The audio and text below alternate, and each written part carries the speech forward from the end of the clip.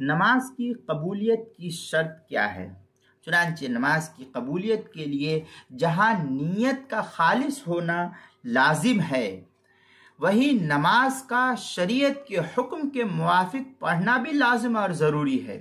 ارکان نماز میں کمی یا بیشی کے ساتھ جو نماز پڑھی جائے گی وہ ہرگز قبول نہیں ہوگی، چاہے نیت کتنی ہی خالص ہو جائے، کیونکہ عبادات وہی قابل قبول ہوتی ہے جو شریعت کے بتائے ہوئے حکم کے مطابق ہوتی ہے۔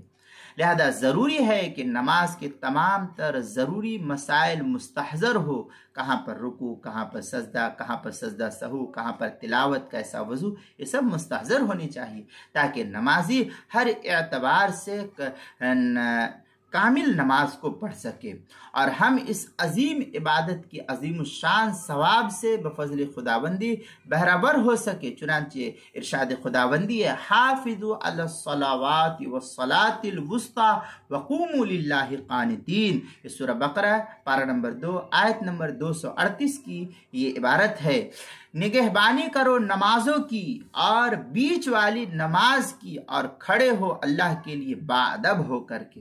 اس آیت میں نماز باادب پڑھنے کا حکم دیا گیا ہے، اور نماز کا ادب یہی ہے کہ وہ پوری طرح سنت نبوی کے مطابق پڑھی جائے کہ نبی پاک صلی اللہ علیہ وسلم نے جس طریقے سے نماز کے پڑھنے کا حکم دیا، جس طریقے سے آپ نے پڑھ کر کے صحابہ کو بتلایا، اسی کے مطابق اگر پڑھی جائے گی تو پھر یہ نماز بالکل اللہ کی بارگاہ میں قبول ہوگی۔